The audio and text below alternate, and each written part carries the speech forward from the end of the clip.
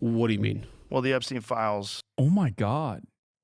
Okay, I take back everything I said. I take back everything I said about Joe Rogan. This is turning out to be one of the best interviews I've ever watched JD Vance take. Oh my.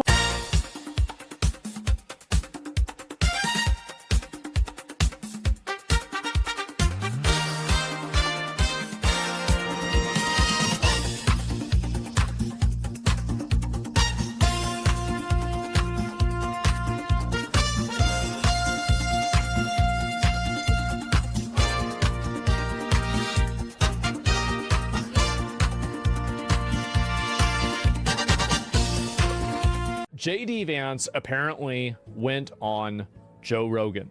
Here we go. Let's listen to the first one. I guess the first one we'll listen to is the Epstein one, right? Where is the link to this? I guess we'll start with Iran, since we were just talking about Iran, actually. Just go down the list. You got to kind of use all tools at our disposal. The military is one tool, but diplomacy is another tool. And I'm very frustrated by the Americans and frankly by people in other countries who are like, you cannot negotiate with the Iranians. Well, then what is your proposal to get people to stop shooting at ships in the Strait of Hormuz? Blow them up, kill them. You can bomb them. You can take away their radar. You can take away some of their drones and some of their missiles, but it's just too easy to fire at ships in the straits. So you've got to actually be willing to talk and to try to figure out the problem. You have to get rid of the government and then have the government enforce it and stop the rest of them from doing it. What is their proposal? The people that think you shouldn't negotiate with Iran. I think that their proposal is to bomb and bomb and bomb. Yes. And the honest view, Joe, is that they do not actually have a solution. If you actually ask them, what do you want us to do? What is the goal that you're trying to achieve? You know, they'll say things like, we'll just bomb them to oblivion. Yeah. Okay, we can do that. We can drop a lot of bombs. But what does that accomplish if there's still a crazy person who's still unwilling to shoot a few drones at the Strait of Hormuz? I don't even see how negotiating with them is going to solve that, personally. What the president has done, I think very, very capably, is said, we're going to use military force in this situation when it's connected to something we're trying to achieve. Yeah. So if you shoot at ships, we're going to shoot at the facilities at which you used to shoot at the ships. Yeah, sure. But we're not just going to do something open-ended indefinitely. We're not just going to bomb and bomb and bomb. We're going to try to use our military force as one of the many tools that we have to solve the problem. And obviously, like, I'm biased, but I think that's exactly the right approach. I actually, I think you have to read between the lines a little bit, because if you look at what Mike Pence or some of the conservative hawks, like people who voted for us but have been very critical of me, very critical of the administration, if you actually look at what they're proposing, they just want the military campaign to go on forever, and they can't actually identify what it is that they're trying to accomplish. None of them can identify what it is they're trying to accomplish. And I read two things between the lines. I think some of them want us to accomplish a complete change in the government of Iran. That's what I want. Topple the clerics and to replace those clerics with somebody who's, much friendlier. But like, look, what is our experience with doing that? It's not awful. good. It's not good, right? And so, like, if the Iranian people want to rise up and change their government, that's up to them. But we're not going to. It's not, though, right? I mean, if they're getting shot and like massacred in the streets, then you've kind of got to get rid of them. I mean, like, I mean, like, they tried and they got massacred. And 150,000 ground troops in order to accomplish a change in a regime, unless the people on the ground themselves want to accomplish that outcome. Now, we're not going to send the troops in regardless, but like, to propose sending in the troops, you're basically saying that the U.S. military should do the job for the Iranian people. We're not in that business anymore. We're just not. And then I think a second outcome that people are whether they're aware of it or not, is what I call the Libya outcome. So if you look at the end result of our Libya policy... We should have never killed Gaddafi. He was a G. I always thought Gaddafi was super cool. I like the way he dressed. I like the way he acted. The guy was a badass. Should have never got rid of him. After Gaddafi was killed by the Obama administration, by the way. I'm not even convinced on Saddam. I'm not. Like, maybe he was a bad guy. But, like, I don't know. Like, I mean, that was our boy. Like, yeah. I mean, I guess we had to get rid of, like, Osama bin Laden, we had to get rid of him, right? Because, like, 9/11. But, like, he lost weight? Yeah. Again, Saddam was a psycho? Good. Thank God. Do you think the guy running Syria is not a psycho? He's a total psycho. Great. Amazing. We need somebody like that. He was awful to his people? Good. Keep him under control. Gassed his own people? Which ones? very stupid decision. What happened? Libya basically turned into a failed state. It did. You had a refugee crisis. You had people pouring into Europe, pouring into other And he said that, by the way. Gaddafi said that.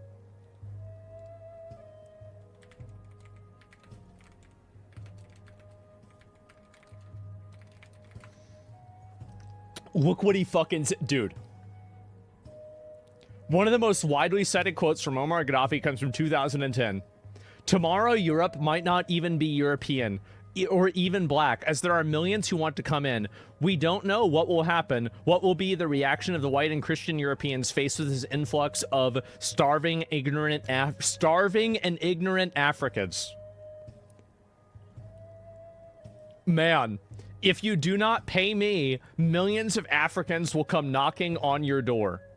You're bombing a wall that stood in the way of African migration to Europe. You will burn in hell for thousands of migrants from Africa.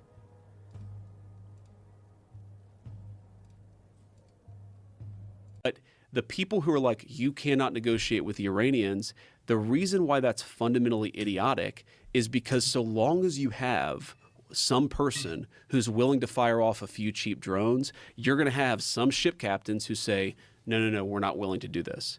So we got to kind of use all tools at our disposal. The military is one tool, but diplomacy is another tool. And I'm very frustrated by the Americans and frankly by people in other countries who are like, you cannot negotiate with the Iranians. Well, then what is your proposal to get people to stop shooting at ships in the Strait of Hormuz? You can bomb them. You can take away their radar. You can take away some of their drones and some of their missiles, but it's just too easy to fire at ships in the straits. So you've got to actually be willing to talk and to try to figure out the problem. What is their proposal? The people that think you shouldn't negotiate with Iran. I think that their proposal is to bomb and bomb and bomb. And the honest view, Joe, is that they do not actually have a solution.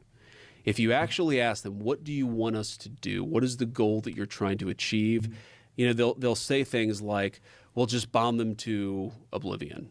Okay, we can do that. We can drop a lot of bombs, but what does that accomplish if there's still a crazy person who's still unwilling to shoot a few drones at the Strait of Hormuz? What the president has done, I think very, very capably, is said, we're going to use military force in this situation when it's connected to something we're trying to achieve. So if you shoot at ships, we're going to shoot at the facilities at which you used to shoot at the ships. But we're not just going to do something open-ended indefinitely. We're not just going to bomb and bomb and bomb. We're going to try to use our military force as one of the many tools that we have to solve the problem. And obviously, It's so funny that he's having this conversation with Joe Rogan when you should be having this conversation with Donald Trump, the president, because obviously he's here to like do this good cop, bad cop shit, right? Oh, I'm in favor of a ceasefire. I'm trying my very best, but there's outside forces that are stopping me. A big part of the reason why he's saying this also is because he wants to run for president, okay? He knows where the winds are blowing and he wants to get ahead of it. But the problem is when you're saying this bias, but I think that's exactly the right approach. I think you have to read between the lines a little bit, because if you look at what Mike Pence or some of the conservative hawks, like people who voted for us but have been very critical of me, very critical of the administration, if you actually look at what they're proposing, they just want the military campaign to go on forever, and they can't actually identify what it is that they're trying to accomplish. None of them can identify what it is they're trying to accomplish. And I read two things between the lines. I think some of them want us to accomplish a complete change in the government of Iran, to topple the clerics and to replace those clerics with somebody who's, much friendlier. But like, look, what is our experience with doing that? It's not awful. good. It's not good, right? And so, like, if the Iranian people want to rise up and change their government, Bro, this reads as him dunking on Trump. I know that Republicans have tremendous cognitive dissonance for the most part, and they don't think that Trump is capable of doing anything wrong. And therefore, he can just like basically unload into Trump. And yet most people will assume he's not talking about Trump. But this is literally just him campaigning against Donald Trump and the way that Trump has handled the crisis that he started. But we're not going to send 150,000 ground troops in order to accomplish a change in a regime unless the people on the ground themselves want to accomplish that outcome. Now, we're not going to send the troops in regardless, but like to propose sending in the troops, you're basically saying that the U.S. military should do the job for the Iranian people. We're not in that business anymore. We're just not. And then I think a second outcome that people are, or whether they're aware of it or not, is what I call the Libya outcome. So if you look at the end result of our Libya policy after Gaddafi was killed by the Obama administration, by the way, again, a very stupid decision, what happened? Libya basically turned into a failed state. You had a refugee crisis. You had people pouring into Europe, pouring into other parts of Asia, other parts of Africa. You had a lot of violence, a lot of terrorism come from that. I do think that there are people who would like that to be the outcome in Iran. But then I say, again, what is in our interest? How is it in the United States' interest to have 94 million desperate people flood? Okay, that's a good point. Someone said, but that's already smarter than Kamala Harris's tactics after being handed the nomination. Ironically enough, if Kamala Harris did this as vice president, Trump would not be president right now. Flooding into Europe, flooding into the United States, to have, you know, sort of the terrorist infrastructure that can get established when you fan terrorists all over the world. We've run this experiment before. And so our policy right now, what we're trying to accomplish is get the straits open, ensure the free flow of oil and gas, obviously want to keep the Iranians from having a nuclear weapons program, and using the tools of diplomacy and military power to accomplish that. And Libya failing and the collapse of Libya is a lot of what's fueled the migrant crisis in Europe as well, correct? Exactly. That in Syria, another failed state that was created by bad Middle Eastern policy. So there is precedent for the United States doing this. Every time that it has happened, it's caused a refugee crisis, it's caused a spike in terrorism, and it's also, not incidentally to the moral considerations, it's led to a lot of innocence. I'm actually in this, you know, there's this massive pro-Israel, anti-Israel debate in the United States of America. I'm like the reasonable moderate. And I think that's what so many people don't realize. I agree with him on this. I think that he is not, like, he's not super pro-Israel. He's not super anti-Israel. He seems like he's kind of in the middle. He's reasonable about it, yeah. Is, you know, I've been accused of being an anti-Semite. Oh. I've been accused For of... what reason? For what? Quite literally for... I've been accused of trying to, I guess, some people say that I've insulted the Jewish religion, which is insane. Really? Like I have a ton of respect for the Jewish religion. But I mean, if you talk about... What specifically did you say? I don't know. I've never heard a good, compelling argument for why I'm an anti-Semite, even though I've been accused of being an anti-Semite by many people. Did you disagree with something that Israel did? You did? Okay, well then there you go. That's why. But what I say to these guys is... Classic. Look at public Classic opinion. mistake. Look at the way young Republicans versus Republicans over the age of 65 approach this issue. Yeah, it's literally like the opposite.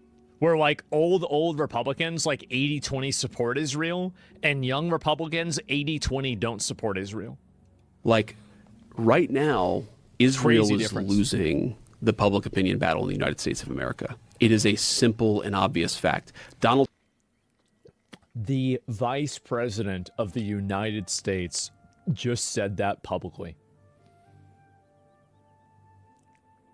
That's fucking crazy. Oh my God. I think that's a really big deal. Trump has said that publicly. It's a simple and obvious fact. Why do you think that is? Well, let me finish this point. Okay, go ahead. Okay, my attitude is towards this is Israel is an ally.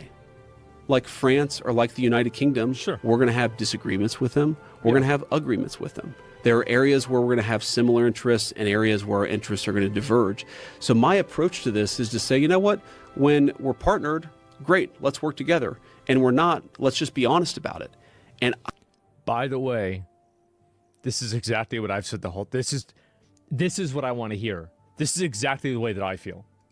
For that, Yes. people attack me for being an anti-Semite or anti-Israel, and they don't see the writing on the wall Right. that I'm actually just the guy advocating for a normal relationship Exactly. with a normal country that's based around shared interest as opposed to based around, something else.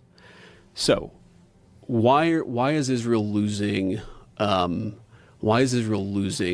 American public opinion? Well, the narrative is that Israel. Oh, he doesn't want to answer it. I'm going to answer it right now. Number one, anti-Semitism is the OG racism. And if you import a bunch of people from countries that have that racism built into what they do in the country, the way that they feel, it's part of their culture, then yes, obviously that's the case. You're bringing in foreign identity politics. It's the same as if you bring in a bunch of Somalians, you're going to have those people that, they have problems with people in Kenya, right? I mean, that's it. So that's number one. So you change demographics. Those demographics come from places that have different viewpoints on this topic. You're going to have a change. It's the same thing as if you bring in people from, like the Middle East and you ask, why is gay support going down? Geez, guys, it's a fucking mystery. So that's number one. Number two, the videos of them bombing Gaza and all the kids crying, all the children being displaced, etc. It looks bad. Whether you think it is bad or not is not relevant. It does look bad. And for a lot of people, I think especially women, they see that and it scares them and it upsets them and it makes them not like Israel. I think that's another factor. I think another third factor is AIPAC.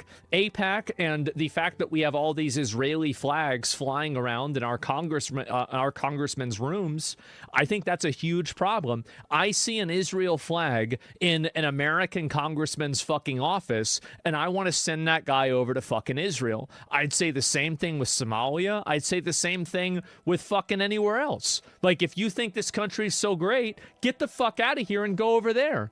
And so anyway, Ted Cruz, Ted Cruz is one of them. Randy Fine are one of them. And I like Ted Cruz. I like Randy Fine. But the reality is that fuck you. You can't do that. Get that fucking flag out of here. You're an American, Mike Huckabee. Yeah, there you go. And so there's that. And then on top of that, there is the reframing of criticism of Israel to criticism of Jewishness and anti-Semitism categorically, and then assigning that a unique evil that is separate and different than any other form of racism, as if they have the monopoly on being oppressed. I think on top of that, it is Israel, AIPAC, ADL, and all of these other, tangentially aligned organizations that are trying to create ways that they can socially pressure people into not criticizing their country's decisions. Like, for example, like making rules and like trying to do censorship and stuff like this. So all those are the reasons why people hate Israel. I would say those are, and that's in no particular order, by the way. But like, those are the reasons why people hate Israel. So, why is Israel losing? Why is Israel losing American public opinion? Well, the narrative is that Israel has a very disproportionate effect on American politics. Yeah, I see that. I see that narrative. I actually think that. Yeah, he's got. Look. This stuff is not convincing at all. Okay, it's not convincing at all. It's not going to be convincing at all for many people. You don't have to be like a brilliant understander of foreign policy to recognize that this is untenable, okay? Americans, by and large, do not like that Israel is receiving this level of aid, this level of financial support, and this level of political support.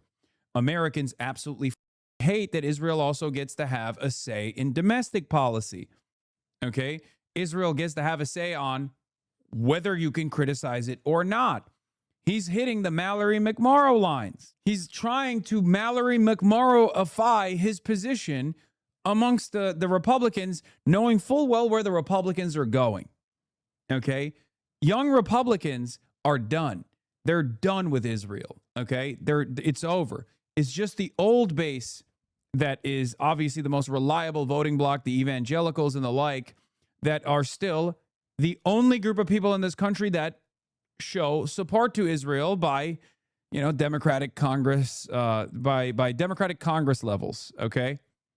If we're looking at, who supports Israel the most, obviously you got the old evangelicals.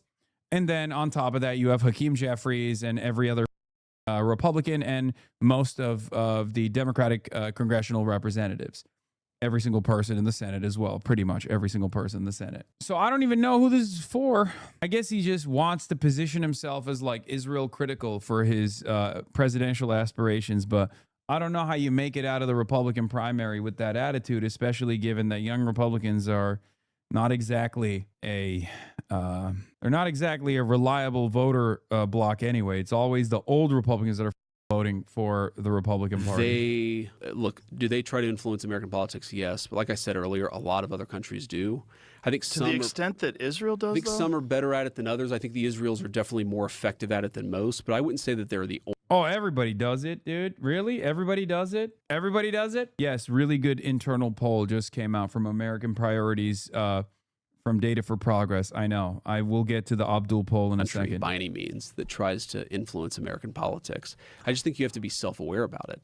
I mean, why wouldn't you? It's a country of 9 million people. We have 330 million people. And so, of course, they're going to try to persuade Americans. They're going to try to move Americans in one direction or another. I think that's just the nature of the beast. But it's more than that. The concern is that they're spying on American politicians, that they're... Yeah, East Timor, the worst influencer of American politics. Albanian PAC is influencing American politics big time. Estonian PAC. Nobody ever talks about how much influence the Estonia PAC wields on American foreign policy, on American domestic policy. There's no comparison, okay? You can cry anti-Semitism until cows come home.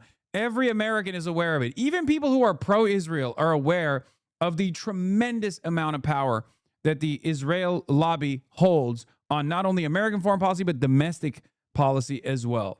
Cat's out of the... How long did your last reprice take? How about seconds? No bloat, set and forget. Devices connect, labels print, it just works. This slider lists everything you own at the margin you want. And it ships with Claude. Ask it to list for you. $25 a month, lifetime updates, zero bloat. Pre-order now, second month free. That's true, absolutely.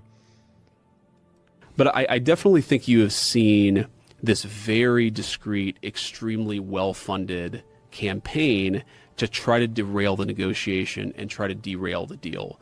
And, there's this Time article that came out yesterday. A friend sent it to me. It's like worth reading because it lists a bunch of people who have quite literally been paid by a former Trump campaign person who was himself paid by certain elements within the Israeli government. And those people are attacking me viciously for quite literally trying to accomplish the negotiation objective that the president set for the country. You see, this is the kind of stuff that universal suffrage creates. Because if you had everybody that was smart voting, like only landowners voting, for example, you wouldn't have this garbage happening because people would be able to see through this garbage. But because everybody can vote, we have this total, the goy herding. This is why it has to happen. So what is their position? Like, they're attacking you how? Oh, it's social media posts. It's they're leaking to reporters. They're attacking me obsessively, saying that we should not be negotiating with Iran. We should just keep the military campaign going indefinitely. And that is their explicit position. And coming after me saying that, people have come after me and say that I'm influenced by Qatar, that I'm influenced by foreign governments, that, I take my marching orders from Tucker Carlson. And there's just so much bullshit out there when what I'm actually trying to do is accomplish what the President of the United States told me to accomplish, which is a settlement of this that accomplishes our objectives. Amazing. Iran doesn't have a nuclear weapon. We have the free flow of oil and gas. And like, I should be clear, I don't actually mind. I don't mind that let's say certain elements of the Israeli government want to criticize the deal. or have disagreements about the deal. Of course, that's what's going to happen. I don't even mind an effort to try to influence, foreign governments try to influence the United States all the time. I do mind that. I have a problem with that, and I think that we should look at that as an external threat. We should. Like, these are people that are trying to, and it's a matter of how they're doing it.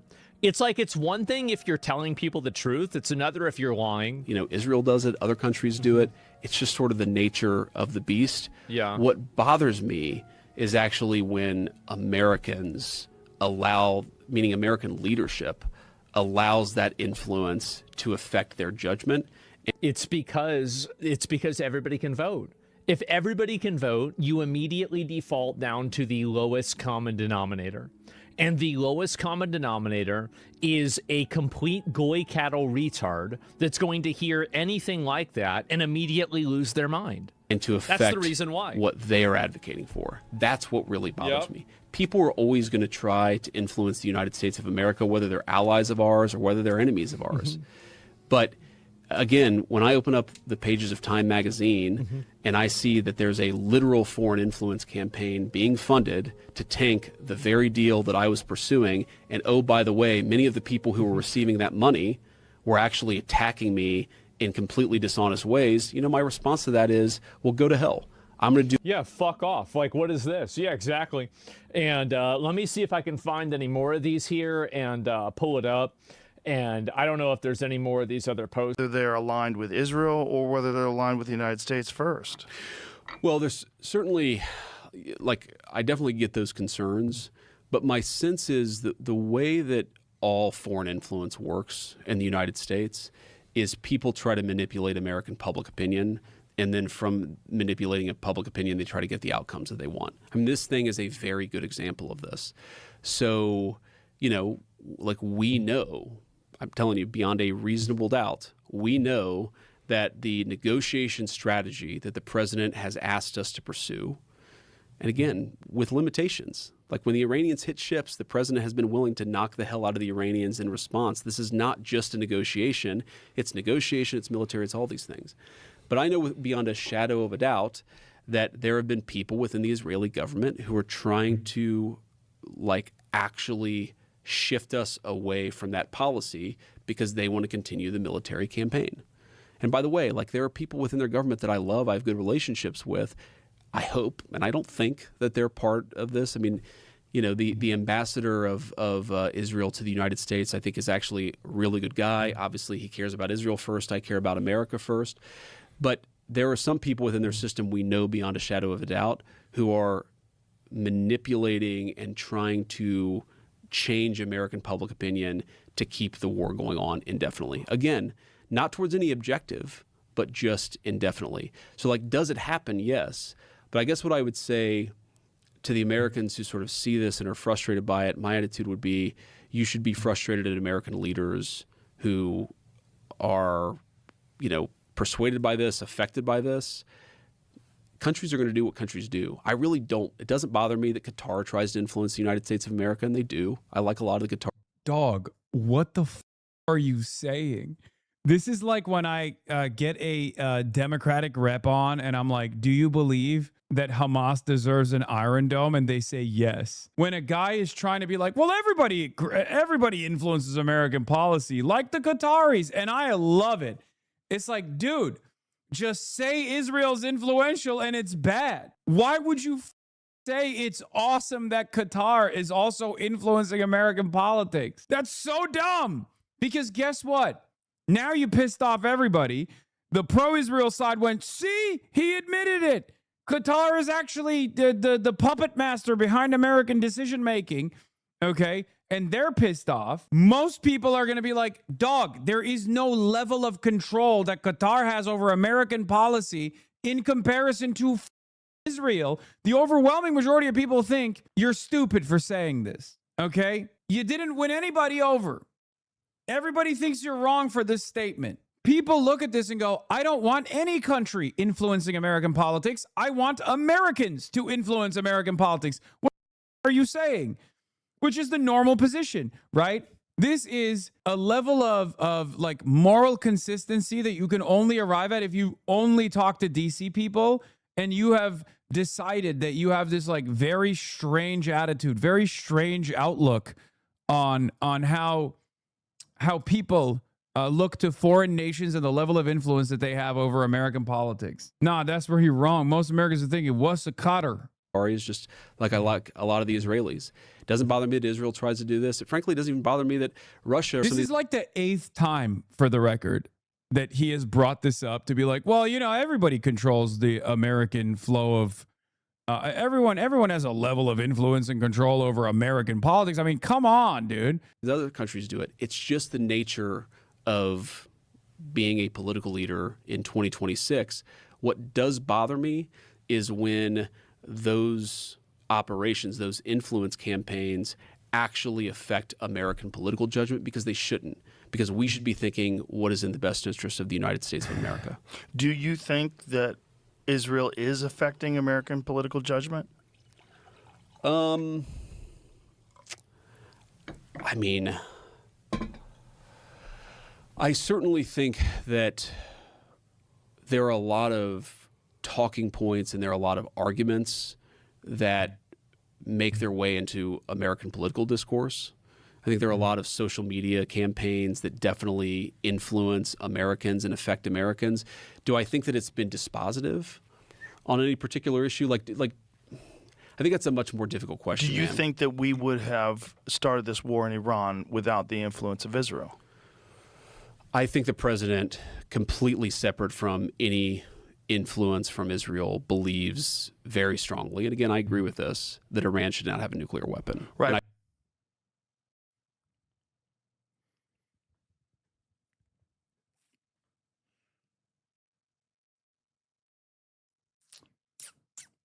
Last one, gentlemen.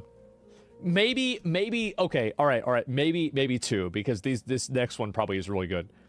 This is about the Epstein files, okay? But if people want to say we mishandled the Epstein release, guilty. You did. You fucked up. You fucked up massively, and it was the beginning of the end of public support for the Trump campaign, because this was one of the main things that people online cared about, and you totally fucked it up. You did. Did mishandle, especially the communications of it. What do you think should have been done? I think that we should have just dropped everything at the very beginning, and fucking exactly. Yes, you should. It takes a little time to review the stuff, to find the stuff, to redact things where you have victims and so forth. But we should have just done it as quickly as possible. But some of the stuff that was redacted, some of the names that were redacted weren't victims. Yeah. So yeah, I've looked into this, and my understanding of this, having looked at a lot of this but not all of it, is that it is sometimes hard to draw a distinction between victim and co-conspirator. And let me highlight this in a very sort of obvious way. Ro Khanna, who's been one of the loudest voices on the Epstein file. Well, he became very loud on the Epstein files the minute Donald Trump became president. Didn't seem to care about it during the Biden administration.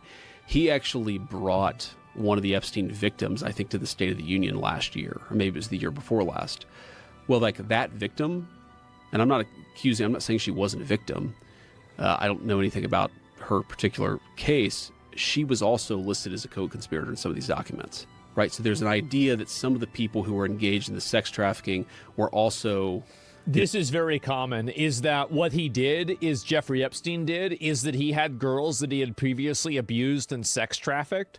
Then he took them and made them sex traffic and abuse the new set of girls after them. This is extremely common. Facilitating it as well. So they were incentivized to get more girls. Yeah, but yes, that's right. But the idea is that it's hard to sort of, it's sometimes a little bit of a gray area between, some of the people who were alleged victims were also alleged co-conspirators. And so what DOJ tried to do was kind of make that judgment as best they could and release as much as possible. Again, I think that they totally fucked it up. I'm glad that he's right. He's saying that they fucked it up. I'm very, very glad to hear that. Pass too broad of a brush here, but it's like, Gavin Newsom did this speech a few months ago. The president, I think it's the funniest thing ever, because he's speaking to a group of black leaders and black businessmen, but it's like an audience that is 95% black. And they're asking him about his dyslexia and his struggle with education. And he basically says, I'm not very smart like a lot of you. And it's I'm like you. I can't even read. I can't even read. Meanwhile, there's a ton of interviews where he's talking about all the books he reads. Like, he's so full of shit. Yeah. Can you believe that the vice president is saying this? Oh my fucking God. He's full of shit, but it's admirably full of shit. Yeah. I admire. It's impressive the delusional he sheer is. tenacity that he has in being full of shit. Because it's amazing. It really is amazing. But it speaks to the incentives of He is a complete there's kind of like bullshitter. look, there's a real populism that I'm very much past too broad of a brush here, but it's like, you know, Oh my God. Yeah, I don't get that. The Brandon, yeah, it's nuts, man. JD is one of us, yet somehow he became president. I guess so, right? Nah, you see, Joe, he just loves. It's a special place in his heart. Oh my God, Joe, remember how to be a good interviewer? This is the one thing he locks in on. I like that. Look, for years and years as the #1 Joe Rogan head, I've always talked about how Joe operates, right? Joe is very malleable. Joe will agree with everything that his guest is saying.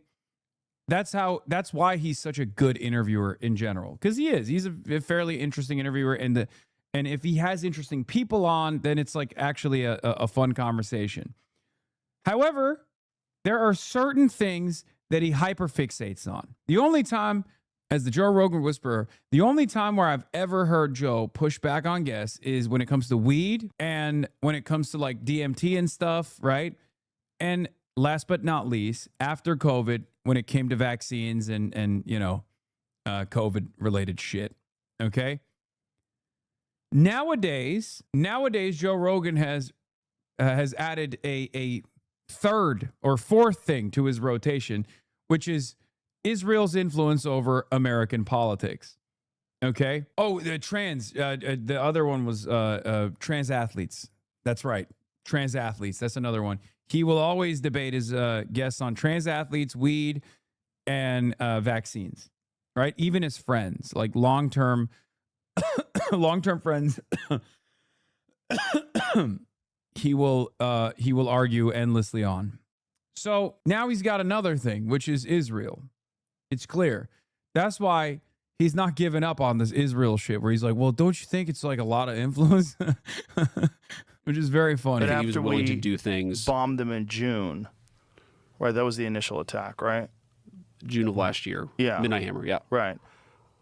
Do you think he would have continued with the most recent campaign if it wasn't for the influence of Israel? Yes, I do. Really? I do. Yeah. Look, Why I mean, do you think I think, again, and I see this, and I see it even from people that are in our coalition, and this would be my flip side to the hawks who have been attacking me or the president mercilessly over negotiation. I would sort of turn this back on some of the doves or some of the realists who have been attacking the president of the United States. The doves? Those are the peace people? Peace people. That's what you call them, the hawks doves? and doves. You never heard that phrase? I've heard hawks. I've heard hawks. I don't think I've ever heard doves. The hawks and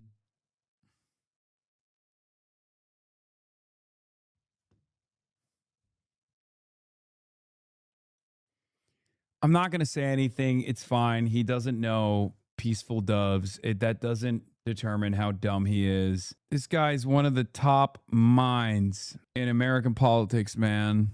and pigeons, hawks, and I don't know. I think it's more doves is peace, Doves right? is good, right? So what I think a lot of people, I've heard this argument, is this idea that Donald Trump, was sort of, I've even heard people say he was blackmailed into this Yeah, by a lot the of people Israelis. think that. That's not true, dude. No? It's just not true. I've seen the decision making up close. Again, whether you agree or disagree with our negotiation, or whether you agree or disagree with the decision to launch the campaign Epic Fury to begin with, the idea that Donald Trump is being like blackmailed is crazy to me. Because again, I see the way that he makes decisions.